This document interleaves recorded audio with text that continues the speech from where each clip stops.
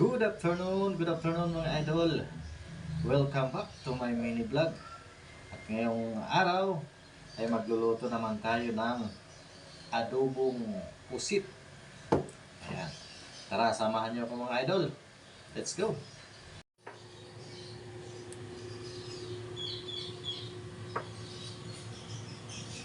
Maglagay na tayo ng mantika. At pag mainit na, igisa na natin yung bawang, sibuyas, at luya. At pag okay na, igisa na rin natin yung kamatis. Pag luto na yung kamatis, ilagay na natin yung oyster sauce.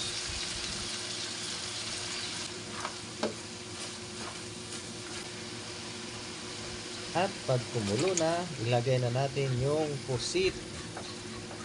Yan, halo-haloin lang natin ng mabuti. Ilagay na rin natin yung paminta at laurel para mabango. Ayan, takpan muna natin at pakuluin ng konti. Pagka medyo okay na siya, lagyan na natin ng toyo para lumasa.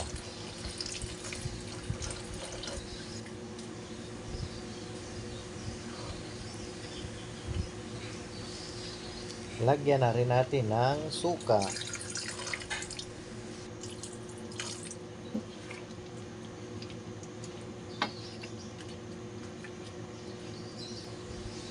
At ilagay na natin yung siling pula.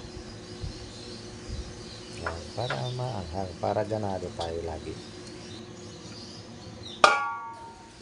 Takpan lang muna natin at pakuluin ng konti at ilagay na natin yung siling green.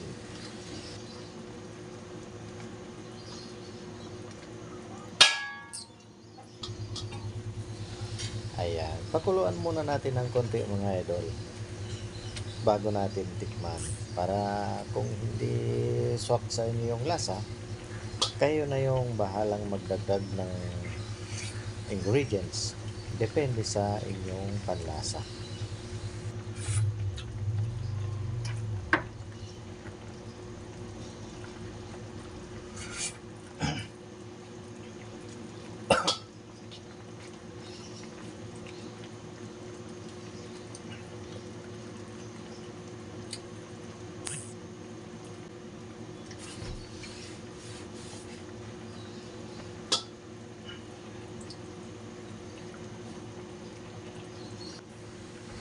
So, ayan, luto na mga idol.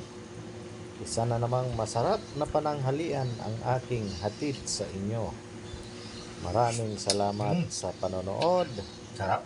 At hanggang sa muli. Bye-bye. Sarap nito. Sira na naman ang diet.